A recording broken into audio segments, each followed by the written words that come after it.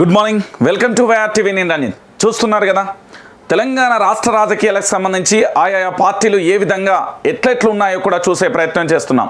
తెలంగాణ రాష్ట్ర రాజకీయాలకు సంబంధించి జరుగుతున్న ప్రయత్నాలకు సంబంధించి అసలు తెలంగాణ రాష్ట్ర రాజకీయాలలో అన్ని పార్టీలకు సంబంధించి ఎలా ఉన్నాయి, ఈ పార్టీల యొక్క భవిష్యత్తుకు సంబంధించి పార్టీల యొక్క మనుగడ ఎట్లున్నది అనే అంశానికి సంబంధించి కూడా మనం చర్చించే అంశాన్ని అయితే చూద్దాం. నిజంగా ఇక్కడ ఎన్నికలు రాబోతున్నాయనే తరుణానికి సంబంధించి ఏం జరుగుతుంది అనేది కూడా మనం చూసే ప్రయత్నం అయితే చేస్తున్నాం. తెలంగాణ రాష్ట్ర రాజకీయాలకు అసలు విభిన్నమైన అంశాలు ఏమైనా ఉన్నాయా, లేదా సక్సెస్ఫుల్లో ఎలాంటి అంశాలు కొనసాగుతున్నాయనే అంశాలను కూడా మనం చూస్తాం. నిజంగా తెలంగాణ రాష్ట్ర రాజకీయాలకు ఏ విధంగా ఉన్నాయి అనే అంశాన్ని ఒకసారి చూస్తే తెలంగాణ రాష్ట్ర రాజకీయాలలో నివ్వరబోయే అంశాలు చాలా ఎక్కువగా ఉన్నాయనేది చాలామంది వరకు కూడా చెప్పే ప్రయత్నం చేస్తారు. ఎందుకు ఈ అంశాన్ని నేను చెప్తున్నానంటే, ఇప్పటి వరకు తెలంగాణ రాష్ట్ర రాజకీయాలలో భారతీయ జనతా పార్టీ కానీ, కాంగ్రెస్ పార్టీ కానీ, బీఆర్ఎస్ పార్టీ కానీ ఎక్కువ శాతం మెజార్టీ ఏ పార్టీలు ప్రజలకు దగ్గరయ్యా అనేది ఇప్పుడు చర్చనీయాంశంగా మారింది. ఎందుకు ఈ విషయాన్ని చెప్తున్నానంటే, ఈరోజు తెలంగాణ రాష్ట్ర రాజకీయాలకు సంబంధించి అన్ని పార్టీలు కూడా ఒకే అంశాన్ని తెర మీదకి తీసుకొచ్చినప్పటికీ ఏ పార్టీలు ఏ విధంగా ముందుకెళ్తున్నాయి, ఆ పార్టీలకు సంబంధించి అవకాశాలు ఎంత మేరకు ఉన్నాయి, దాంతోపాటు ఆ పార్టీలకు సంబంధించిన నేతలు ఎక్కడికెక్కడికి వెళ్తున్నారో అనే అంశాన్ని మొదటిగా మనం చర్చిద్దాం. మొదటిగా ప్రజా వెలుగు దినపత్రికకు సంబంధించి, మన దినపత్రికకు సంబంధించి చూసే ప్రయత్నం అయితే చేద్దాం. మన దినపత్రికకు సంబంధించి ఏమేమి జరుగుతున్నది, ఎట్లెట్లున్నది అనే అంశాన్ని అయితే చూసే ప్రయత్నం అయితే చేద్దాం. ఇక ముఖ్యంగా మళ్ళీ ట్రాక్లోకి బీజేపీ మొన్నటి వరకు కాస్త నెమ్మదించిన కాషాయ దళం ఇప్పుడు స్పీడ్ పెంచినట్లుగా కనిపిస్తుంది. కాంగ్రెస్ బీఆర్ఎస్ పార్టీలు రెండు ఒకటేనని చాటే యత్నాలను ముమ్మరం చేసింది. అందుకు పార్లమెంట్లో ఆ రెండు పార్టీలు దాదాపుగా కలిసి పనిచేస్తున్నట్లుగా కూడా సాక్ష్యాలను చెప్తున్నాయి. ఇక ఆగస్టు 2వ వారంలో 119 నియోజకవర్గాలకు ఎమ్మెల్యేల ప్రకటించాలని బీజేపీ యోచిస్తున్నది. ఈ అభ్యర్థులంతా వారం పాటు నియోజకవర్గంలో మకం వేసేలా కూడా ప్లాన్ చేస్తున్నారనేది కూడా తాజా అంశానికి సంబంధించి చూస్తున్నాం. ఏం చెప్తున్నది అంటే, మళ్ళీ ట్రాక్లోకి భారతీయ జనతా పార్టీ వచ్చింది. మళ్ళీ భారతీయ జనతా పార్టీ ట్రాక్లోకి ఎట్లొచ్చింది, ఏం కథ అనేది ఒకసారి చూసే ప్రయత్నం అయితే చేద్దాం. నిజంగా అసలు అలాంటి పరిస్థితులు ఉన్నాయా లేదా? ఇక తెలంగాణ అసెంబ్లీ ఎన్నికల దాకానే కాంగ్రెస్ బీఆర్ఎస్ పార్టీలు ప్రత్యర్థులుగా నటిస్తాయని, ఆ తర్వాత కన్వీనియంట్గా కలిసిపోతాయని కమలనాథులు చెప్తున్నారు. దానికి తోడు ఆపరేషన్ ఆకర్ష్ వేగవంతం చేసేందుకు కూడా బీజేపీ నేతలు వ్యూహరచన చేస్తున్నారు. దీనికి అనుగుణంగా శ్రావణ మాసంలో బీజేపీలోకి చేరికలు ఉంటాయని ఏకంగా 15 మంది సిట్టింగ్ ఎమ్మెల్యేలు బీజేపీలో చేరుతారనే ప్రచారం చేసుకుంటున్నారు. ఈ ప్రచారంలో వాస్తవం ఎంతో కానీ బీజేపీ ఎన్నికల కసరత్తు వేగవంతమైందని మాత్రం చెప్పొచ్చు. ఎన్నికలకు రెడీ అవుతున్న బీజేపీ ఓవైపు ప్రజలను ప్రభావితం చేసే కార్యాచరణను అమలు చేస్తూనే ఇంకోవైపు అభ్యర్థుల ఎంపికపైన సమాలోచనలు ప్రారంభించిందని తెలుస్తుంది.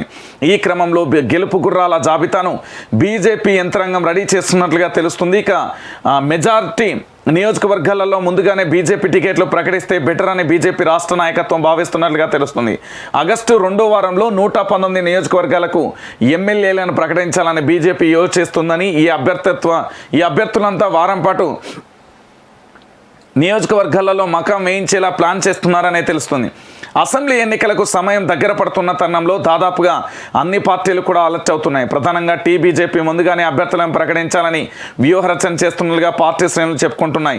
దీనిపై పార్టీలో పెద్ద కసరత్తే జరుగుతుందని వారు అంటున్నారు. టికెట్లు ఆశించే నాయకులు కూడా ముందుగానే తమ పేర్లను ప్రకటించాలని కోరుతున్నారు. ముందుగానే టికెట్ల కేటాయింపు బెటర్ అని ఆశావాహులు వ్యక్తం చేస్తున్నారు. ఈ క్రమంలోనే అధిష్టాన నియోజకవర్గాల వారీగా కూడా అభ్యర్థుల జాబితాను రెడీ చేస్తుందని సమాచారం. అతి త్వరలోనే తెలంగాణ రాష్ట్రంలోని 119 నియోజకవర్గాలకు అభ్యర్థుల పేర్లను ప్రకటించనున్నది బీజేపీ హైకమాండ్. ఇప్పటికీ రాష్ట్రంలో ఎన్నికల వాతావరణం క్రియేట్ చేస్తుంది. ఇక మిగతా రాజకీయ పార్టీల కంటే ముందుగానే రెడీ అవుతుంది. ఎప్పటి నుంచో బీజేపీ జాతీయ నాయకులు, కేంద్ర మంత్రులకు తెలంగాణకు రెగ్యులర్గా వస్తున్నారు. ఓవైపు ఎన్నికల హడావిడిని క్రియేట్ చేస్తున్నారు. రాబోయే ఎన్నికల్లో బీజేపీ అధికారంలోకి వస్తుందనే సంకేతాలను కూడా చెప్తున్న పరిస్థితి కనబడుతుంది. ఏంది అనేది ఒకసారి చూద్దాం. ఇక్కడ ఏం చెప్తుంది భారతీయ జనతా పార్టీ అంటే, మళ్ళీ ట్రాక్లోకి వచ్చిందనేది ప్రధానంగా కూడా చర్చ జరుగుతుంది. నిజంగా అలాంటి పరిస్థితులు చోటు చేసుకున్నాయా, అలాంటి అంశాలు ఇప్పుడు తెలంగాణ బీజేపీలో కనిపిస్తుందా లేదా అనేది కూడా మీరు వేచి చూడాల్సిన పరిస్థితి. ఎందుకు అంటే, తెలంగాణ రాష్ట్ర రాజకీయాలకు సంబంధించి అసలు వాస్తవాలు ఏంటో ఇప్పుడు నేను చెప్పే ప్రయత్నం చేస్తాను. మీరందరూ చూస్తున్నారు, నిజంగా కూడా మన తెలంగాణలో ఎలాంటి పరిస్థితులు చోటు చేసుకున్నాయనే అంశాన్ని ఒకసారి చూద్దాం. భారతీయ జనతా పార్టీ, ఈ భారతీయ జనతా పార్టీకి సంబంధించి నిజంగా కూడా మళ్ళీ ట్రాక్లోకి వస్తుందా? మళ్ళీ ట్రాక్లోకి వస్తే గెలుపు గుర్రాలు సాధ్యమేనా? మళ్ళీ ట్రాక్లోకి రాకపోతే పరిస్థితి ఏంది అనే అంశాన్ని ఒకసారి చూద్దాం. ఇప్పుడు భారతీయ జనతా పార్టీకి సంబంధించి దీనికి ప్రధానంగా కూడా కిషన్ రెడ్డితో పాటు ఈటెల రాజేందర్ సారథ్యం వహిస్తున్న విషయం తెలంగాణ ప్రజలందరికీ కూడా తెలుసు. ఇక్కడ ఏంది అంటే భారతీయ జనతా పార్టీని ఏ విధంగా అధికారంలోకి తీసుకోవాలి, ఇక్కడ ఆల్రెడీ ఈటెల రాజేందర్కు సంబంధించి కేటీఆర్ యొక్క వ్యూహాలు ప్రతి వ్యూహాలు అన్నీ తెలిసిన వ్యక్తి, కిషన్ రెడ్డికి సంబంధించి అపారమైన అనుభవం ఉన్న వ్యక్తి. ఈ ఇద్దరు కలిసి ఒక వ్యూహరచన చేస్తున్నారు.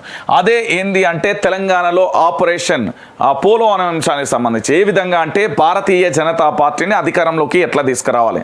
ఆగస్టులో ఖచ్చితంగా కూడా 119 అసెంబ్లీ నియోజకవర్గాలకు సంబంధించిన అభ్యర్థిత్వాలను ప్రకటించి మీరు ప్రజల్లోకి వెళ్ళండి, ఆ నియోజకవర్గంలో మీరే ఎమ్మెల్యేలు, ఇక పూర్తి స్థాయిలో కూడా ఎమ్మెల్యే అభ్యర్థులుగా పోటీ చేయండి అనేది కసరత్తు మొదలుపెట్టింది. ఎందుకంటే ముందస్తుగా 119 నియోజకవర్గాలకు సంబంధించి ఎన్నికల ప్రచారాన్ని మొదలు పెడితే కనుక 119 అసెంబ్లీ నియోజకవర్గాలలో ముందు అంటే అందరికంటే ముందే కూడా అభ్యర్థులను ప్రకటించడం వల్ల ఒక లాభం ఏంటంటే పూర్తి స్థాయిలో కూడా ప్రజల్లోకి వెళ్ళడానికి ఆస్కారం ఉంటుంది, ప్రచారం చేయడానికి ఆస్కారం ఉంటుంది. ఇప్పుడు భారతీయ జనతా పార్టీ పట్ల ఓటర్ అభిప్రాయం ఎట్లున్నది?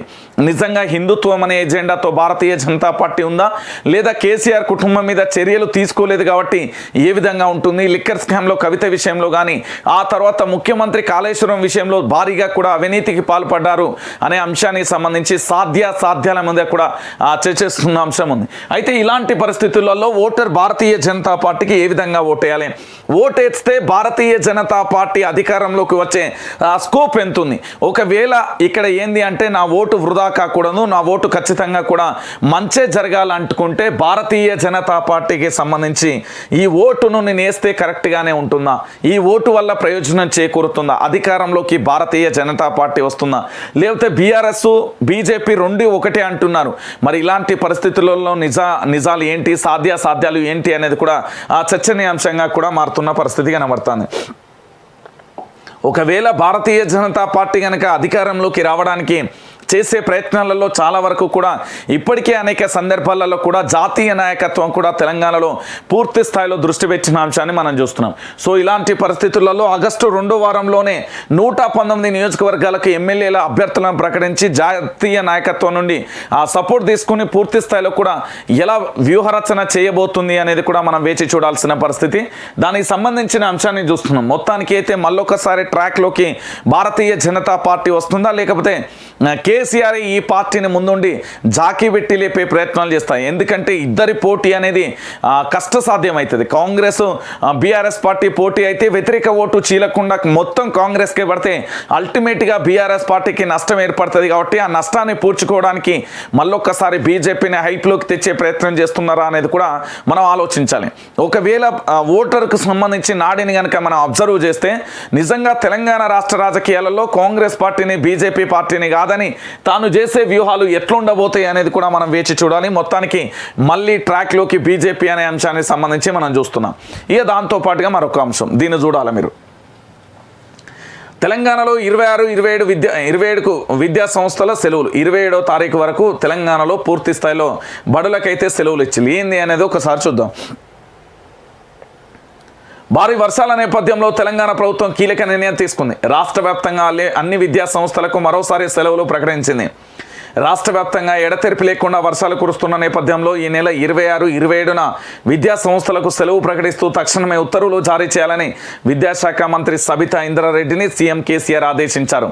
తెలంగాణలో వర్షాల కారణంగా విద్యార్థులకు ఈ నెల 20, 21, 22 తేదీలలో సెలవులు ప్రకటించిన విషయం తెలిసిందే. మరో 3 రోజుల పాటు భారీ వర్షాలు కురిసే అవకాశం ఉందని వాతావరణ శాఖ హెచ్చరికల నేపథ్యంలో మరోసారి విద్యా సంస్థలకు సెలవులు ప్రకటిస్తూ విద్యాశాఖ నిర్ణయం తీసుకుంది. వాయువ్య బంగాళాఖాతంలోని ఉపరితల ఆవర్తనం ప్రభావంతో ఏర్పడిన అల్పపీడనం ఇవాళ ఉదయం తీవ్ర అల్పపీడనంగా మారిందని హైదరాబాద్ వాతావరణ కేంద్రం ప్రకటించింది అంటూ కూడా చూడొచ్చు. మొత్తానికి మరొకసారి విద్యా సంస్థలకు సంబంధించి ఈ రోజు రేపు కూడా మరొకసారి సెలవులు ప్రకటించారో ఆ సెలవులకు సంబంధించిన ప్రధాన అంశాన్ని చూస్తున్నాం. మొత్తానికి చినుకు పడితే చిత్తడయ్యే నగరాలను చూసాం, చినుకు పడితే కూలిపోయే ప్రభుత్వ బళ్ళు కూడా ఉన్నాయి అంటే ఆశ్చర్యం వ్యక్తం చేయాల్సిన అవసరం లేదు.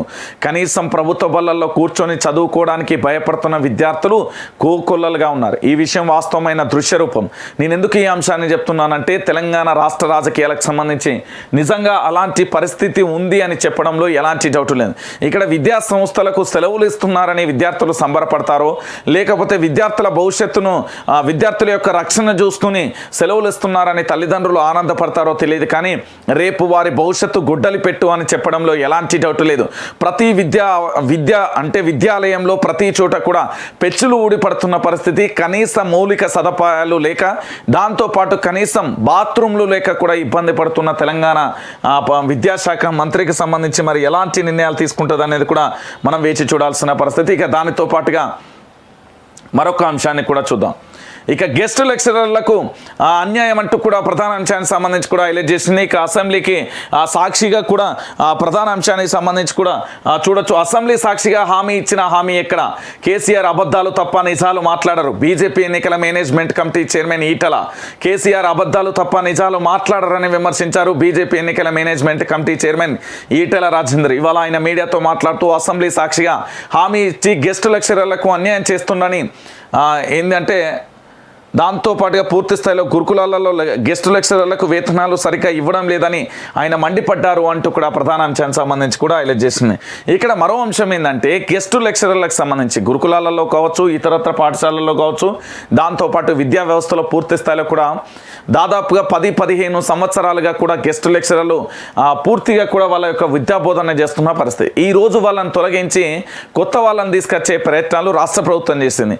దానిని ఆదిలోనే తుంచివేస్తూ గెస్ట్ లెక్చరర్లకు సంబంధించి పూర్తిగా తెలంగాణ రాష్ట్ర వ్యాప్తంగా ఉన్న దాదాపుగా 9,000 పైచిలకు అనుకుంటా బహుశా వాళ్ళందరూ కూడా ఆందోళన చేపట్టిల్లు.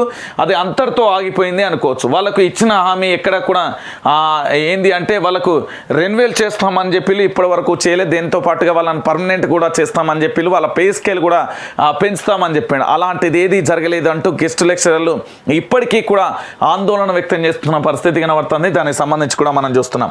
ఇక దాంతోపాటుగా మరొక అంశం చట్టాల అమలుపై కేంద్రం విఫలం. కొన్ని రాష్ట్రాలలో చట్టాల అమలుపై చర్యలేవి. కేంద్రంపై సుప్రీంకోర్టు అసహనం అంటూ కూడా చూడొచ్చు. కొన్ని రాష్ట్రాలలో చట్టాలను అమలు చేసేందుకు చర్యలు తీసుకోవడంలో కేంద్రం విఫలమైందంటూ సుప్రీంకోర్టు అసహనం వ్యక్తం చేసింది. నాగాలాండ్ స్థానిక సంస్థల ఎన్నికలలో మహిళలకు 33% రిజర్వేషన్ కల్పించే విషయంలో వైఫల్యాన్ని ప్రశ్నిస్తూ తీవ్ర వ్యాఖ్యలు చేసింది.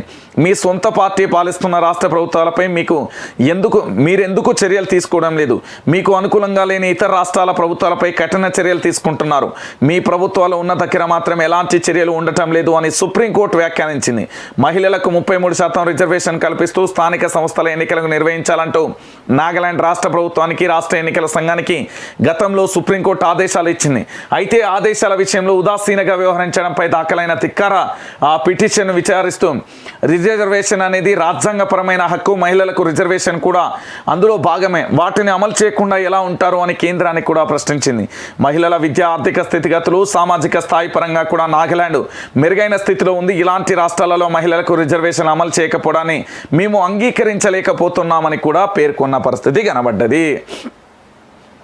విచారణ సందర్భంగా భాజపా పాలిత రాష్ట్రమైన మణిపూర్లో నెలకొన్న ఉద్రిక్త పరిస్థితుల గురించి కూడా ప్రస్తావించి కేంద్ర ప్రభుత్వానికి సంబంధించి చివాట్లు పెట్టింది. మన భాషలో చెప్పాలంటే సర్వోన్నత న్యాయస్థానం ఏం చేసింది అంటే బీజేపీ అధికారంలో ఉన్న రాష్ట్రాలలో మీరు ఎందుకు చర్యలు తీసుకోవడం లేదు? మీ ప్రభుత్వాలు అక్కడ రాష్ట్రాలలో అధికారంలో ఉంటే కనీసం మీరు రాజ్యాంగ విలువలను, రాజ్యాంగాన్ని, చట్టాన్ని కూడా గౌరవించరా?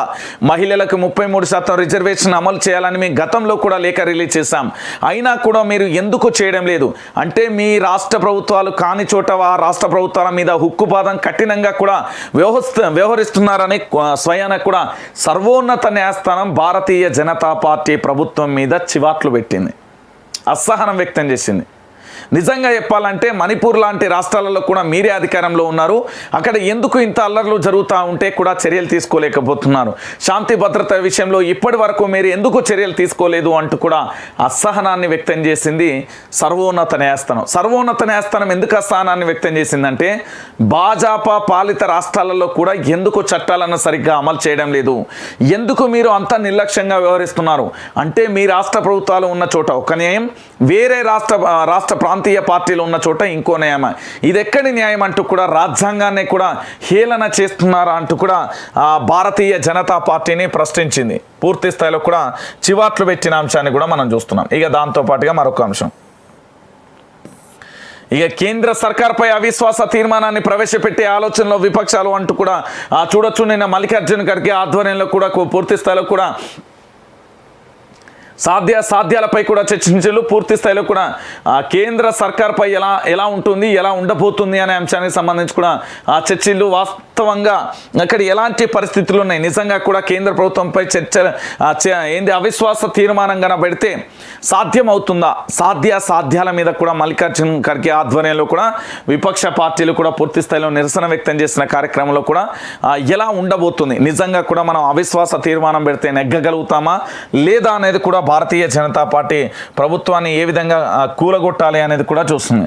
ఇక గడిచిన 5 ఏళ్లలో మొండి బకాయిలే దాదాపుగా 11 లక్షల కోట్లు వెల్లడించిన ఆర్బీఐ గణాంకాలు అంటూ కూడా ప్రధాన అంశానికి సంబంధించి కూడా హైలైట్ చేసిన పరిస్థితి. మొత్తానికి ఇదే సామాన్యుడు బాకీ ఉంటే వాని తలుపుల అద్దాలు బగలగొట్టాలి, వాని ఇల్లు బగలగొట్టాలి, అన్ని బగలగొట్టి తీసుకొస్తారు, అట్లా ఉంటుంది. ఇక మరో అంశం, ఇది తెలంగాణ రాష్ట్ర రాజకీయాల్లో ఇప్పుడు భారతీయ జనతా పార్టీకి ఇది ఒక చెంపపెట్టు లాంటిది. కొత్తగూడెం ఎమ్మెల్యే వనమా వెంకటేశ్వరరావు ఎన్నిక చెల్లదు, తెలంగాణ హైకోర్టు సంచలన తీర్పు. ఉమ్మడి ఖమ్మం జిల్లా కొత్తగూడెం నియోజకవర్గ ఎమ్మెల్యే ఎన్నికపైన తెలంగాణ హైకోర్టు సంచలన తీర్పు చెప్పింది. ప్రస్తుత ఎమ్మెల్యేగా ఉన్న వనమా వెంకటేశ్వరరావు ఎన్నిక చెల్లదని తేల్చేసింది. ఎన్నికలలో తప్పుడు అఫిడవిట్ చేసినందున ఈ తీర్పు ఇచ్చింది. కాంగ్రెస్ తరఫున 2018 ఎన్నికలలో వనమా వెంకటేశ్వరరావు పోటీ చేశారు. అప్పటి టీఆర్ఎస్ తరఫున జలగం వెంకట్రావు పోటీ చేశారు. అయితే ఈ పోటీలలో కాంగ్రెస్ అభ్యర్థి అయిన వనమా వెంకటేశ్వరరావు విజయం సాధించారు. దీంతో ఆయన ఎన్నికలలో తప్పుడు అఫిడవిట్ వేశారని ప్రత్యర్థి జలగం వెంకట్రావు కోర్టులో కేసు వేశారు. దీనిపై ఇన్ని సంవత్సరాల విచారణ చేసిన కోర్టు జూలై 25 మంగళవారం తీర్పునైతే వెలువరించింది. దీనికి సంబంధించి కూడా చూస్తున్నాం. మొత్తానికి తెలంగాణ రాష్ట్ర రాజకీయాలలో భారతీయ జనతా పార్టీ కానీ, కాంగ్రెస్ పార్టీ కానీ, లేకపోతే బీఆర్ఎస్ పార్టీకి సంబంధించిన ఎన్నికలలో అభ్యర్థులు అఫిడవిట్లు పెట్టే క్రమంలో తప్పుడు తలకడు అంటే నేరపూరితమైన చరిత్ర కావచ్చు, స్థిర చర ఆస్తులకు సంబంధించి మోసపూరితమైన అఫిడవిట్ను దాఖలు చేసి నిజాలను చెప్పలేదు అంటూ కూడా విపక్ష పార్టీలకు సంబంధించిన వ్యక్తులు అక్కడికి వెళ్ళిన కోర్టులో వేసిన తర్వాత ఇది హైకోర్టుకు మొదట వేసిలు, ఆ తర్వాత కూడా ఆ సుప్రీంకోర్టుకి అయితే వెళ్ళిన పరిస్థితి కనబడుతుంది. అయితే సుప్రీంకోర్టు మళ్ళీ హైకోర్టుకే పంపించింది. హైకోర్టు నిన్న ఆ తీర్పునైతే వెలువరించిన పరిస్థితి అయితే చూస్తున్నాం. ఏంటంటే పూర్తి స్థాయిలో కూడా సుప్రీంకోర్టు ఏం చేసింది అంటే వనమా వెంకటేశ్వరరావుకు సంబంధించిన కేసును హైకోర్టుకు మళ్ళీ పంపించడంతో ఈ ఎన్నిక చెల్లదు అంటూ కూడా ఎన్నికల రిటర్నింగ్ అధికారి కూడా ఇప్పుడు మళ్ళీ ఎవరైతే కేసు వేసిలో దానికి సంబంధించి వనమా వెంకటేశ్వరరావుకు సంబంధించి అఫిడవిట్ చేశాడని దీనికి సంబంధించి ఎవరు జలగం వెంకట్రావు పోటీ చేశారు టీఆర్ఎస్ తరఫున. అయితే ఇక్కడ వనమా వెంకటేశ్వరరావు పోటీ చేసే అప్పట్లలో ఈ పోటీలలో కాంగ్రెస్ అభ్యర్థి అయిన వనమా వెంకటేశ్వరరావు అయితే విజయం సాధించిన. మొత్తానికి పూర్తి స్థాయిలో ఇప్పుడు ఏం జరగబోతుంది అనేది కూడా చూడొచ్చు. 24 గంటలలోనే అంటే 12 గంటలలోనే ఇటు మంత్రి శ్రీనివాస్ గౌడ్కు సంబంధించి, వనమా వెంకటేశ్వరరావుకు సంబంధించి, బీబీ పాటిల్కి సంబంధించి ముగ్గురికి సంబంధించి కూడా కోర్టులలో ఆ చుక్కెదురైంది అని చెప్పడంలో ఎలాంటి డౌట్ లేదు. అంటే రాజకీయ నాయకులు చూడుర్రి, వాళ్ళ గన్మెన్లని ఇప్పటికీ అంటే ఈ రాష్ట్ర ప్రభుత్వం నిర్వహించిన ప్రభుత్వ ఉద్యోగులుగా గుర్తించబడే గన్మెన్లు ఎవరైతే ఉంటారో వాళ్ళ గన్మెన్లకు సంబంధించే పూర్తి స్థాయిలో కూడా వాళ్ళు ఏంది షాల్వాలు, బొక్కీలు, మంచిళ్ళ బాటీలు తీసుకోవడానికి వీలు లేదు. వాళ్ళ డ్యూటీలలో వాళ్ళకి వేరే ఇతర పనులు చెప్పడానికి వీలేదు అంటూ కూడా చెప్పింది. సో ఇలాంటి పరిస్థితులలో ప్రస్తుతానికి సంబంధించి వీళ్ళు ఏం చేస్తున్నారు అనేది కూడా మనం చూడాలి. ఎందుకు అంటే హైకోర్టుకు సంబంధించి ఇక్కడ ఈ సంచలనమైన తీర్పు అయితే వచ్చింది. దీనికి సంబంధించి కూడా చూస్తున్నాం. ఇక మరో అంశం, తెలంగాణలో క్లౌడ్ బరస్ట్ ఆ క్లౌడ్ బరస్ట్ కుండపోత వర్షం ఏదో పెద్ద వాన కురిసిందేమో అనుకునేరు. అలా అనుకుంటే పొరబడినట్లే, అంతకు మించిన అన్నమాట. ఒక్కసారిగా ఆకాశం నుంచి నీటి బిందెలతో కుమ్మరించినట్లే ఆ ప్రాంతంలో వర్షం జలతాండవం చేసింది. దీంతో దెబ్బకు చెరువు కట్టలే తెగిపోయాయి, రోడ్లు కూడా ధ్వంసమయ్యాయి. దీంతో పలు గ్రామాలకు రాకపోకలు కూడా నిలిచిపోయాయి. తెలంగాణలోని నిజామాబాద్లో జిల్లాలో రికార్డు స్థాయిలో కురిసిన ఈ కుంభవృష్టి వాన అందరినీ ఒక్కసారిగా వణిపించింది. వెల్పూరు మండలంలో ఇప్పటి వరకు రికార్డు స్థాయిలో 46 సెంటీమీటర్ల వర్షపాతం నమోదైంది. ఇప్పటి వరకు నమోదైన అత్యధిక వర్షపాతం ఇదే అంటున్నారు అధికారులు. వెల్పులు భీమార్గాలలో కురిసిన వర్షపాతంలో చెరువు కట్టలే కూడా తెగిపోయాయి. వర్షం వరద ఉధృతికి రహదారి సైతం కూడా ధ్వంసమైంది. దీంతో ఆర్మూరు కరీంనగర్ హైవేపై భారీగా కూడా ట్రాఫిక్ జామ్ అయిందంటూ కూడా చూడొచ్చు. దాంతోపాటు వరంగల్ జిల్లా కానీ నల్గొండ జిల్లా కానీ ఇట్లా అన్ని జిల్లాలకు సంబంధించి కుండపోత వర్షం అయితే కురుస్తుంది. దీనికి సంబంధించి హైదరాబాద్లో గంటల కొద్ది కూడా ట్రాఫిక్ ఏర్పడిన పరిస్థితి, పలు గ్రామాలకు రాకపోకలకు అంతరాయం కూడా ఏర్పడుతున్న పరిస్థితి అయితే కనబడ్డది. రైట్, ఇక మరో పేపర్లోకి వెళ్దాం. మరో పేపర్లోకి వెళ్ళే ముందు మీరు ఇక్కడ ఒక అంశాన్ని చూడాలి. ఏంది అంటే పూర్తి స్థాయిలో కూడా ఇక్కడ మీరు వైఆర్ టీవీ న్యూస్ ఛానల్కి సంబంధించి లైక్ చేయండి, షేర్ చేయండి, దాంతోపాటు సబ్స్క్రైబ్ చేయండి. ఏం జరుగుతున్నది, ఏం కథ అనేది కూడా నేను చెప్పే ప్రయత్నం అయితే చేస్తాను పూర్తి స్థాయిలో కూడా. ఎందుకు అంటే వైఆర్ టీవీ న్యూస్ ఛానల్కి సంబంధించి ఖచ్చితంగా లైక్ చేయడం మాత్రం మర్చిపోకండి, దాంతోపాటు షేర్ చేయడం మాత్రం మర్చిపోకండి, సబ్స్క్రైబ్ కూడా చేయండి.